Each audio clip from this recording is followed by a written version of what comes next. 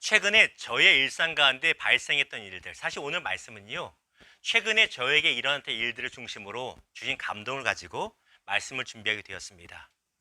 저희 아이들이 지난 7월 중순부터 해서 이제 요번 돌아오는 토요일까지 한국에 있는데 7월 중순에 7월 19일이 나갔나요? 나가기 하루 전에 큰아이가 급체를 한 거예요. 체한 상태에서 비행기를 타야 되고 체한 상태에서 괴로움을 겪다가 한국 내려서도 급체하니까 한국 가면 먹고 싶은 것도 많은데 먹을 수도 없잖아요. 스케줄은 빡빡한데 내리자마자. 같이 못 간 부모로서는 마음이 굉장히 당황스럽고 많이 쉽지 않았습니다. 또 한 가지.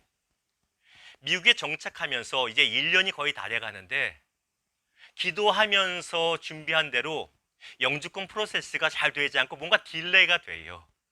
소셜 넘버 나오는 것도 뭔가 안 되는 건 아닌데 예상보다 뭔가 딜레이 돼요. 미국 행정이 그렇지만 그런 걸로 인해서 마음이 상할 때가 있잖아요.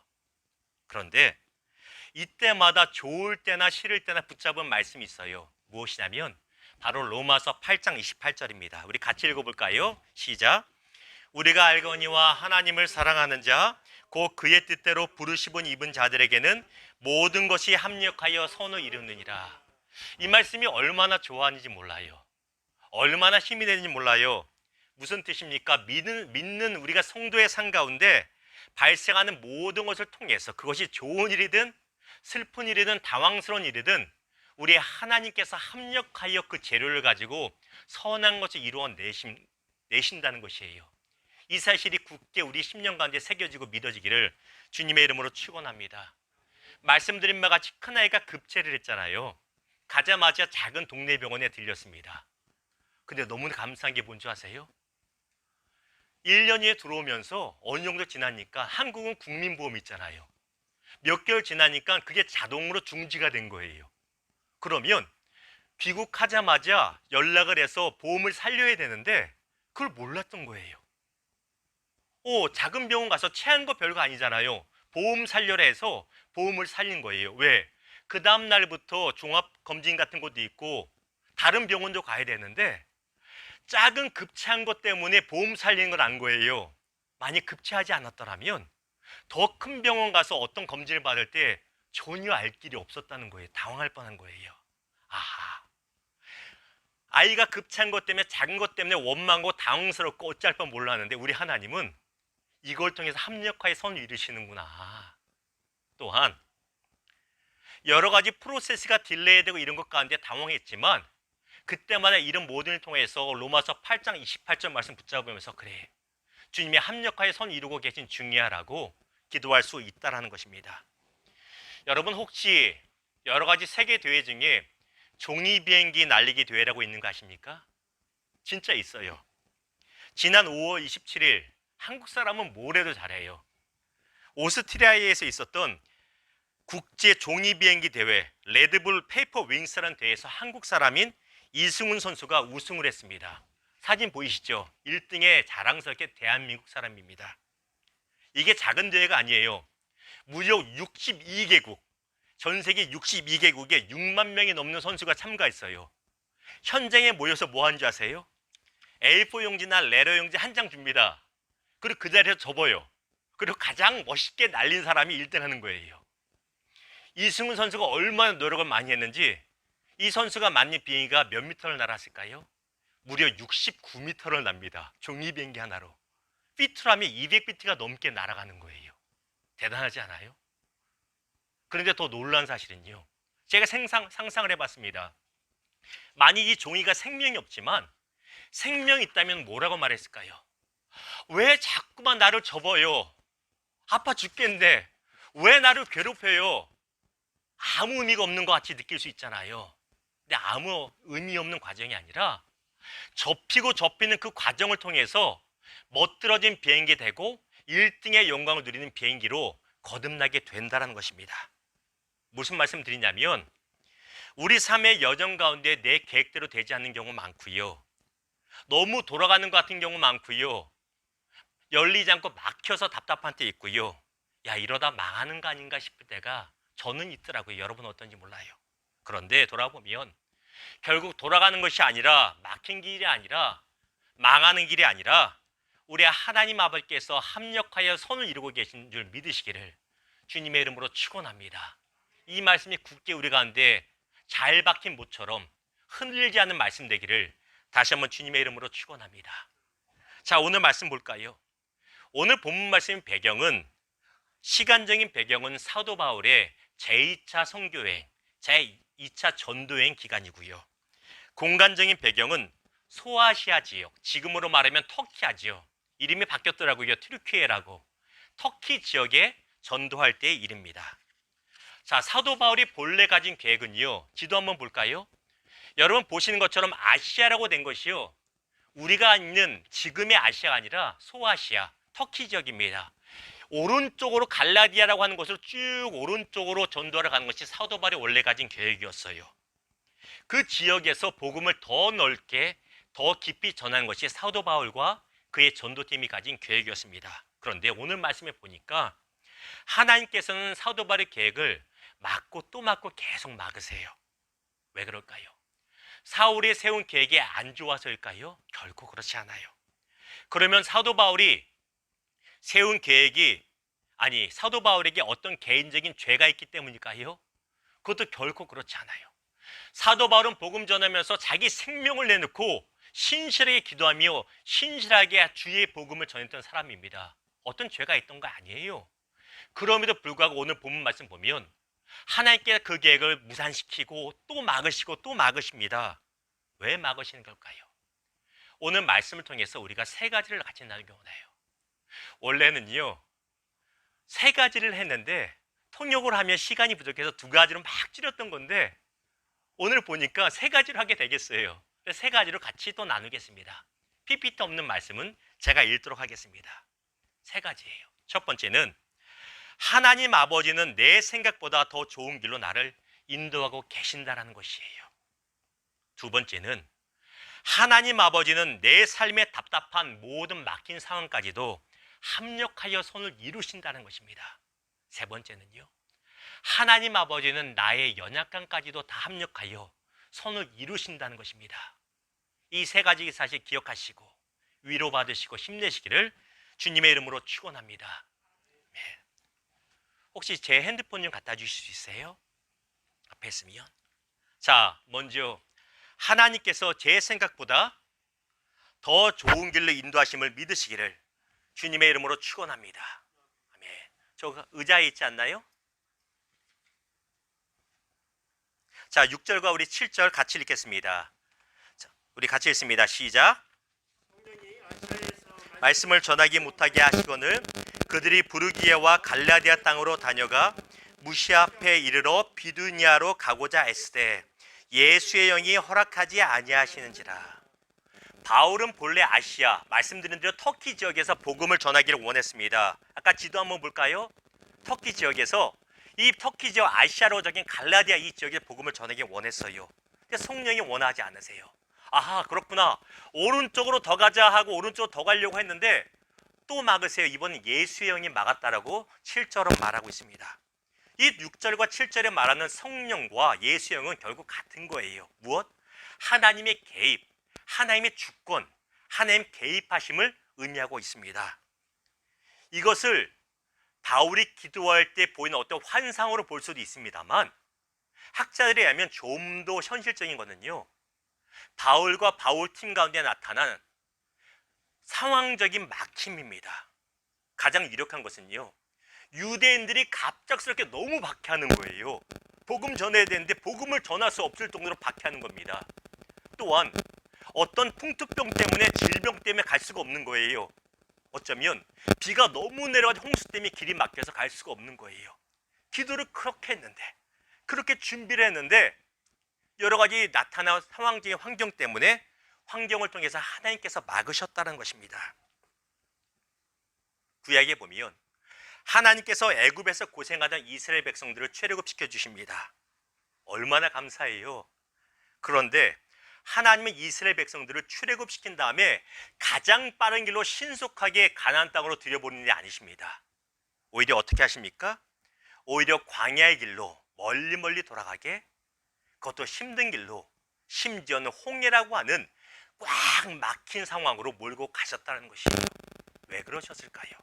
성경 볼까요? 출애굽기 13장 17절이 이렇게 말합니다.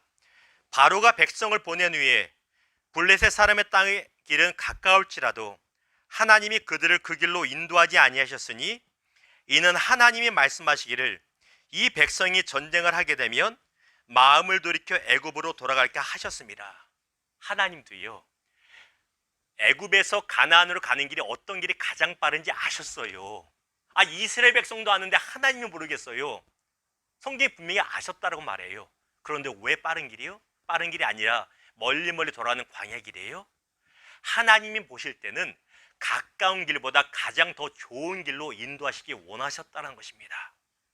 인간의 눈을 볼 때는 왜 빠른 길이 아니에요? 왜 이렇게 돌아가요? 원망할 수 있지만 하나님 보실 때 가장 선하고 아름다운 길로 인도하셨다는 것이에요. 예레미야 29장 11절 보십시오. 같이 읽을까요? 시작. 여호와의 말씀이니라 너희를 향한 나의 생각을 내가 아나니 평안이요 재앙이 아니니라 너희에게 미래와 희망을 주는 것이니라. 사랑하는 여러분, 저와 여러분이 세운 계획이 막히고 우리의 노력이 물거품이 될 때가 있죠. 그럼 어때요? 마음이 낙심이 돼요. 여러분 믿음이 좋아서 안 그런지 몰라도 저는 낙심이 많이 되더라고요. 성격상. 또 불평도 하게 돼요. 때로는 하나님 왜 그래요 하고 소리도 지르기도 하고요. 원망도 하기도 해요. 이게 저의 부족한 모습이에요. 그런데 그때마다 붙잡는 사실은 하나님께서 나를 괴롭히려는 것이 아니라 저와 여러분을 괴롭히려는 것이 아니라 더 좋은 길로 인도하고 계신다는 것입니다. 이 사실을 믿으시기를 주님의 이름으로 축원합니다. 자, 10절 말씀 봅니다. 바울이 그 환상을 보았을 때 우리가 곧 마게도냐로 떠나기를 힘쓰니 이는 하나님이 저 사람들에게 복음을 전하라고 우리를 부르신 줄로 인정함이로라. 사도 바울은 계속 막히는 상황 가운데서 이래도 막히고 저래도 막히는 상황 가운데서 환상을 통해서 상황 가운데 나타난 일들을 종합하여 보면서 인정하게 되는 거예요. 무엇을? 내 뜻이 아니라 하나님의 큰 뜻을 인정하는 거예요. 내가 볼 땐 이게 최선인 줄 알았는데 지켜보니까 하나님 뜻이 최선이었구나. 그걸 인정하고 순복하게 되었다는 것입니다. 이게 우리에게 필요합니다. 잠언 말씀을 통해서 우리에게 권면해요. 같이 읽습니다. 시작. 마음을 다하여 여호와를 신뢰하고 너는 범사의 그를 인정하라. 그리하면 내 길을 지도하시리라. 사랑하는 여러분, 내가 세운 계획이 막히고 내 노력이 다 헛사가 되어 낙심되고 믿음이 흔들릴 때, 마음이 무너질 때 그 순간에도 하나님 아버지께서 결국은 나를 지금 더 좋은 길로 인도하고 계신다라는 그 믿음이 살아있기를, 그 믿음 붙잡고 일어나시기를 주님의 이름으로 축원합니다. 자, 두 번째 우리에게 주신 말씀이 이것입니다. 하나님께서 내 삶에 막힌 상황까지도 합력하여 선을 이루고 계신다. 따라해 볼까요? 하나님께서 내 삶에 막힌 상황까지도 합력하여 선을 이루고 계신다. 믿으십니까? 자, 보십시오. 사도행전 16장 12절과 14절 한 절씩 있습니다. 거기서 빌립보에 이르니 이는 마게도냐 지방의 첫 성이요 또 로마의 식민지라. 이 성에서 수일을 유하다가 하나님을 섬기는 루아디아라 하는 한 여자가 말을 듣고 있을 때 주께서 그 마음을 열어 바울의 말을 따르게 하신지라. 자, 사도 바울이 하나님의 막으심을 통해서 하나님 뜻을 인정하고 갈라디아 땅으로 가려던 것을 아시아 쪽에서 있던 것을 유럽 쪽으로, 마케도니아, 지금으로 말하면 그리스 북쪽으로 이제 유럽으로 발걸음을 돌려 가게 됩니다. 가면 누가 있는지도 몰라요. 마치 아브라함처럼 갈 바를 모르지만 하나님 뜻을 인정해서 그 길로 열린 곳으로 가는 거예요. 우리가 기도하다 보면요, 다 막으실 때가 있어요. 그런데 여신 길이 있거든요. 왜 막으시냐면 연길로 인도하시냐고, 열린 인도하시냐고 다 막아버리시는 거예요. 결국 열린 길로 갔습니다. 그럼 가면 누가 있어야 되는데 웬걸 아무도 없어요. 그래서 그냥 길거리에서 노방전도하고 하는데 누굴 예비하셨냐면 루디아라고 하는 자주장사, 지금으로 말하면 멋진 비단장사 아주머니 한 명, 여성들을 예비하신 것입니다. 귀한 만남이에요. 그리고 그 루디아의 집을 통해서 빌립보 교회가 세워지는, 빌립보 지역에 복음이 편만하게 전파되는 놀라운 역사, 하나님의 선을 이루시는, 합력하여 선을 이루시는 역사가 일어났다는 것입니다. 놀란 것이에요. 사도 바울의 삶 가운데, 사역 가운데 이런 일이 계속 일어납니다. 데살로니가 전서 2장 17절과 18절 교독하겠습니다. 형제들아, 우리가 잠시 너희를 떠난 것은 얼굴이요 마음은 아니니 너희 얼굴 보기를 열정으로 더욱 힘썼노라. 한 번 두 번 너희에게 가고자 하였으나 사탄이 우리를 막았도다. 당시 데살로니가 교회가 어떤 상황이었냐면 이단들이 들어와서 교회를 어지럽게 할 때예요. 사도 바울이 교회를 잘 세웠는데 사도 바울이 다른 곳으로 복음 전도를 가자마자 이단들이 난리를 피는 거예요. 이 소식을 들은 담임 목회자였던 사도 바울이 마음이 어떻겠어요? 지금 가야 되는데, 지금 무조건 달려가서 배 타고 달려건 뛰어가든 해서 이단들을 다 무찌르고 우리 현혹되는 불쌍한 성도들을 구원해야 되는데 하나님 막으세요. 본문은 사단이 막았다고 했는데 사단이 막는 것도요, 하나님이 허락하지 않으시면 되지 않잖아요. 질병이 막았는지 상황이 막았는지 막히는 거예요. 답답해요. 사도 바울이 마음이 잘못됐습니까? 아니요. 성도도 살리러 간다는데 왜 막으세요? 사도 바울의 계획이 마음이 잘못된 거 아니잖아요. 그냥 막혀요. 근데 놀란 것이 무엇인지 아세요? 하나님께서 문을 열어주지 않은 것을 통해서 맺힌 열매가 바로 데살로니가 전후서라는 보석 같은 말씀이 거기서 나오는 거예요. 사도 바울이 달려갔으면 우리 신약 성경의 데살로니가 전후서가 우리에게 있질 않아요. 왜? 바울이 편지 쓸 이유가 없으니까. 근데 하나님이 열어주지 않으심으로 인하여 합력하여 바울을 통해서 편지를 쓰게 되고 그것이 우리에게 지금 말씀으로 내려왔다는 것이에요. 또 어떤 일인지 아십니까? 로마서 15장 22절 제가 있습니다. 그러므로 또한 내가 너희에게 가려 하던 것이 여러 번 막혔더니, 여러 번 막혔대요.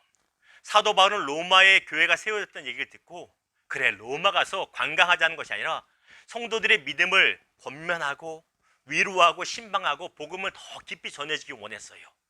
많이 노력했어요. 근데 번번이 막혔다라고 성경은 말하고 있어요. 당시 사도 바울이 고린도라는 지역에 있었는데 고린도에서 로마까지 배 타고 몇 시간이면 가요. 우리나라 경상도나 강릉이나 이런 데서요, 배 타고 4-5시간 가면 울릉도 가잖아요. 어쩌면 그 정도밖에 안 됐을 테고 어쩌면 일본까지 가는 거리밖에 안 됐을 거예요. 금방 가요. 근데 하나님께서 몇 달도 아니고 몇 년 동안 못 가게 막으세요. 바울의 계획이 잘못됐어요. 바울이 유람 같습니까? 그것도 아니잖아요. 내 하나님이 열어주지 않는 것을 통하여 합력하여 나타나는 것이 바로 성경 66권 중에 가장 귀하다고 하고 가장 중요하다고는 다 중요하지만 가장 중요한 로마서가 그렇게 기록이 된 거예요. 하나님이 열어주지 않으니까 로마서를 쓸 수밖에 없는 거예요.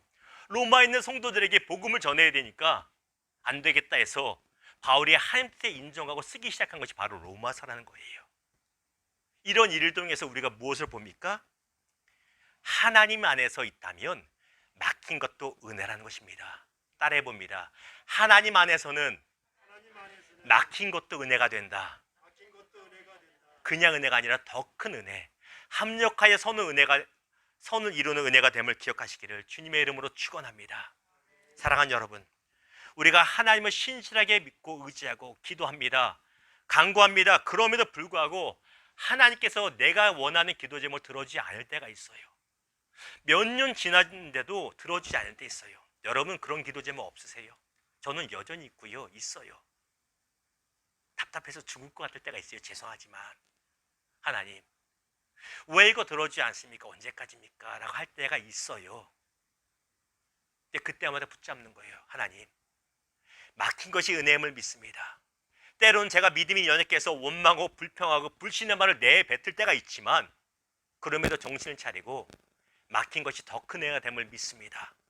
그렇게 하실 줄 믿습니다라고 기도하는 것이죠.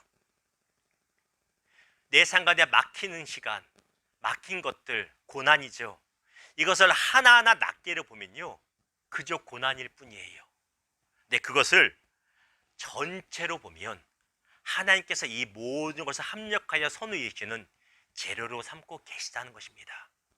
이 사실 기억하시기를 주님의 이름으로 축원합니다.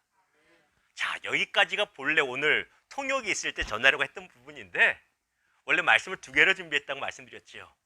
그래서 핸드폰을 갖고 오라고 한 거예요. 왜? 원고가 핸드폰에 제가 또 혹시 몰라서 거의 띄워놨기 때문에. 자, 3번째, 같이 나누기 원하는 말씀 이것입니다. 하나님께서는 내 삶의 모든 연약함까지도 합력하여 선을 이루신다는 것입니다. 그게 중요해요. 환경적인 모든 맡긴 것도 하나님께 선을 이루시지만 환경만 그런 게 아니잖아요. 앞에 서 있는 목사로서 제 자신을 볼 때 거울 보기가 부끄러울 때가 너무 많아요. 야, 네 스스로 거울 볼 때 하나님 너를 쓸만하겠냐 싶을 때가 있어요. 외모는 아닌데, 외모는 괜찮아. 내가 볼 때 이 정도면 쓸 수 있어. 근데 성품이라든가 실력이라든가 이런 거 보면 참 부족하다라는 생각을 하게 될 때가 있습니다. 그런데 중요한 것은 하나님은 이 나의 모든 연약함까지도 합력하여 선을 이루신다는 것이에요. 자, 오늘 본문의 배경 16장 전에 보면 몇 장 있죠? 16장 전에 어려운 거 묻지 않아요. 15장입니다. 15장에 보면 오늘 본문인 전도행 2차 전도행을 준비하는 게 있어요. PPT 없습니다. 근데 준비하는 과정이 은혜가 충만하고, 우리가 성교행 가고 하면 막 기도 열심히 몇 달 동안 하고 성교훈련 받잖아요. 성령 충만하게 받아야 되는데 그렇지 않았다는 거예요. 무슨 사건이냐면 15장 후반 마지막에 보니까 사도 바울이 혈기 부리고 막 대판 싸워요. 누구하고? 그 위로의 사람인 바나바하고요. 대판 싸웁니다. 힘이 크게 다투었다는 말이 나와요. 누구 잘못일까요? 이건 10중 8구 사도 바울이에요. 제1차 선교여행 때 바나바와 사도 바울이 전도 가면서 바나바의 조카인 마가라고 하는 청년, 마가복음의 저자가 됩니다. 마가를 데리고 가는데 그때까지만 해도 마가가 믿음이 부족해요. 기도도 잘 못하고 인내도 없고 금방 짜증내고 변덕스럽고 그랬던 것 같아요. 그러니까 전도행이 쉽지 않잖아요. 중간에 마가가 나 못하고 쇠삼치원하고 포기합니다. 전도행 팀에 어려움이 생겨요. 사도 바울이 화가 너무 났어요. 니놈 두고 보자. 그랬는데 2차 전도행을 준비하는데 바나바가 이렇게 말합니다. 바울아, 바울 선생, 사람에게 한 번 기회 더 주자. 내 조카 마가 많이 반성했어. 다시 한번 복음 전할 수 있도록 기회 주자. 근데 바울이 뭐라고 그래요? 안 돼. 안 되는 놈은 안 돼. 쟤는 안 되라고 찝어 말하는 거예요. 얼마나 교만해요. 성경에 그런 안 되는 놈은 안 되는 말은 없지만 우리가 생각할 수 있잖아요. 상상할 수 있잖아요. 안 돼. 복음 전하는데 한 번 포기한 놈은 기회 주면 안 돼. 이게 사도 바울의 혈기 있는 모습이었고 교만한 모습이었어요. 우리가 언제 또 알아요?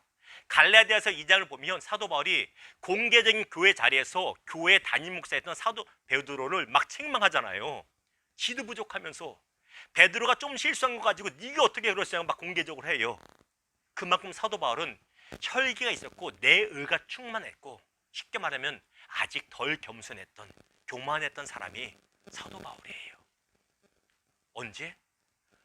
전도행 가기 직전에 그러고 있었다는 것이에요. 그러면 전도행이 망쳐야 되잖아요. 아니요. 제1차 전도행은요, 정말 교회들이 많이 세워지고요, 놀라운 역사가, 성령 역사가 많이 일어났어요. 사도 바울 덕분입니까? 결코 그렇지 않습니다. 모든 것을 합력하여 선을 이루는 하나님의 역사 덕분에 사도 바울의 연약함을 뛰어넘어 연약함까지도 합력하여 선을 이루시는 하나님의 역사가 있었다는 것이에요. 그 결과가 무엇인지 아세요? 열매가? 고린도전서 13장 3절 제가 읽어봅니다. 이렇게 말합니다.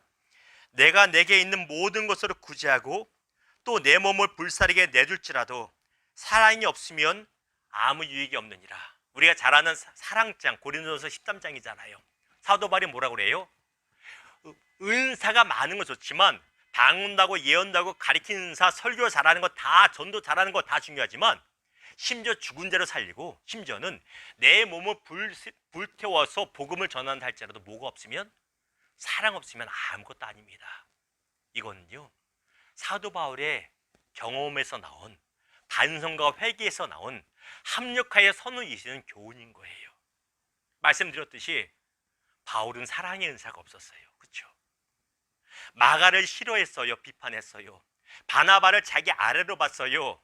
심지어 베드로도 자기 아래로 봤어요. 아나무인이었던 교육자예요. 그런데 하나님께서 그 연약함을 깨지고 깨트리셔서 합력하여 고린도전서 13장에 사랑장을 만드시고 우리에게 가르쳐 주시는 거예요. 사랑보다 귀한 것이 없다는 교훈을 주신다는 것입니다. 사도 바울뿐만 그런지 아세요? 사도 베드로도 그렇죠. 자, 베드로전서 5장 8절 우리가 잘 아는 말씀이죠. 근신하라 깨어라 너희 대적 마귀가 우는 사자같이 두루다니며 삼킬 자를 찾나니. 저는 이 말씀을 읽을 때마다 마음이 많이 아파요. 왜? 베드로의 마음이 느껴지고 제 삶이 느껴져요. 저는 이 구절이 그냥 나온 거라고 생각하지 않아요. 베드로가 이 구절을 말씀을 기록하면서 성령의 감동으로 기록하면서 가슴을 쳤을 것 같아요. 왜요? 근신하라 깨어라 너희 대적 마귀가 너희 넘어뜨리려고 돌아다닌다. 베드로가 들었던 말씀이잖아요. 언제? 예수님한테 계속 듣고 결정적으로 겟세마네 동산 가기 전에 베드로야 깨어 기도해라. 마귀가 너 오늘 밤 시험하려고 한다. 안 그러면 너 시험 든다. 나 모른다고 부인한다. 죄 짓는다 말씀했잖아요. 근데 베드로가 뭐래요? 교만해가지고 다른 놈들은 몰라도 나는 주님 버리지 않아요. 그러다가 예수님이 3번 부인하고 넘어졌잖아요. 이런 부족한 베드로를 연약함까지도 합력하여 이 말씀을 우리에게 주시는 거예요. 저에게 주시고 여러분 주시는 거예요. 섰다 앉아 넘어진다. 근신하여 깨어 있으라고 말씀하시는 것입니다. 우리 윤석재 목사님은 안 그럴 거예요. 인격적으로 뛰어나시니까. 그런데요, 저는요 너무 부족해서인지 말씀 준비하면서도요 싸울 때 되게 많았거든요. 목회하면서. 심지어는 주일날 아침에 아내하고 대판 싸울 때도 있어요. 말씀 전하러 와야 되는데 교회 와야 되는데 별거 아닌 걸로. 왜? 목사는 저는 그런지 남은 그런지 몰라도요 예배를 앞두고 많이 예민해지거든요. 그냥 막 혈기 부리고 그러고 와서 막 어떡하나 할 때 있어요. 야 오늘 예배 망쳤다 이렇게 혈기 부렸으니. 근데 더 놀라운 거는요 그럴 때 더 은혜가 넘칠 때가 있어요. 그런 와중에 말씀 전했는데 성도들이 더 은혜 받을 때가 있어요. 근데 그때마다 뭘 느낀 줄 아세요? 이건 내 연약함을 합력하여 선을 이루시는 하나님의 은혜구나. 왜? 주님 나 말씀 준비한다고 했는데 이 성격 가지고 이 성품 가지고 어떻게 말씀 전해요?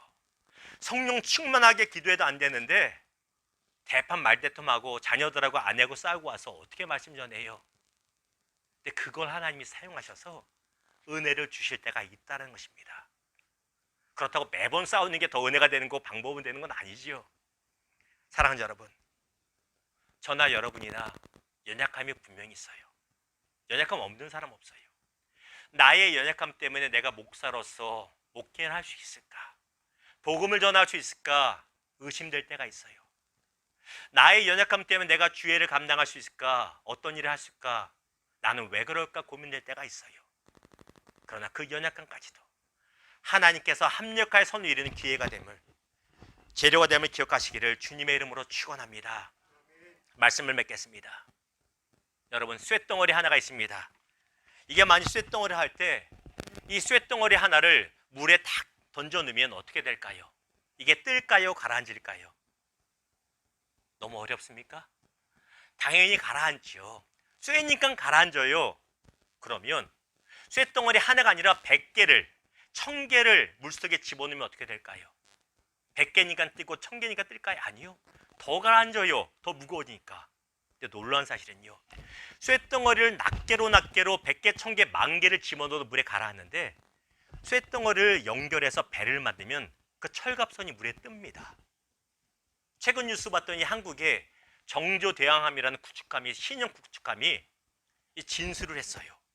되게 강력한 배라고 하죠. 그게 나무가 아니잖아요. 쇳덩어리인데 그 배를 분해해서 쇳덩어리 하나하나면 물에 가라앉아 버리는데 연결하니까 배가 돼서 물에 뜬다는 것이에요. 무슨 말씀 드리고 싶냐면 모든 것을 합력하여 선을 이루시는 하나님의 은혜 안에서 저와 여러분도 다시 떠오를 수 있다는 사실이에요. 나의 모든 상황 하나하나 보면 가라앉을 수밖에 없어요. 기회가 없는 것 같아요.